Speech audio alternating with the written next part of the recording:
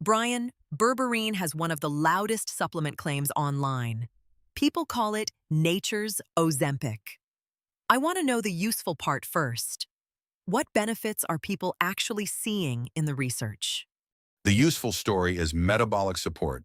Berberine is studied for glucose markers, lipid markers, gut-liver signaling, and modest body composition signals, especially in people who already have metabolic risk.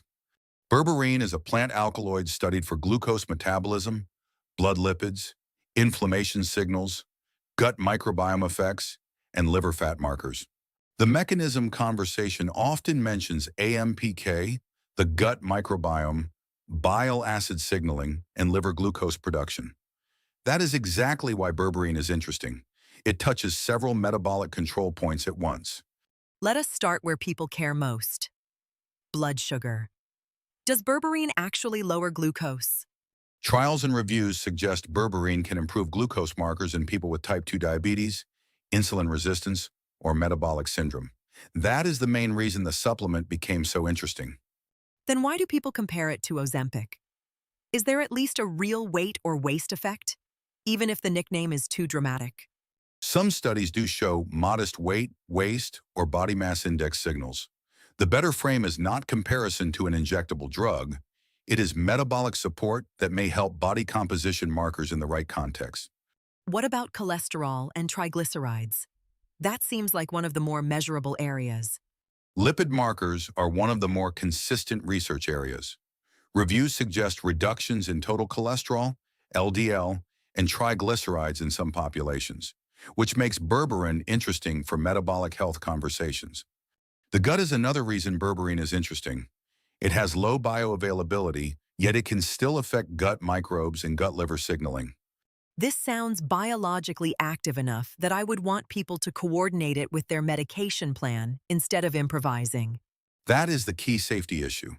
If someone uses glucose-lowering medication, blood pressure medication, blood thinners, transplant drugs, or multiple prescriptions, berberine should be coordinated rather than added casually.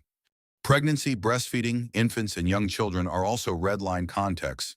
Those groups need avoidance or medical direction rather than experimentation. Product quality is a practical part of getting the benefit. The study product, the store product, and the influencer product are not automatically the same thing. The people most likely to ask about berberine are those with insulin resistance, prediabetes, type 2 diabetes, high triglycerides, or metabolic syndrome. Those are also the groups where tracking glucose, lipids, and medication context matters most.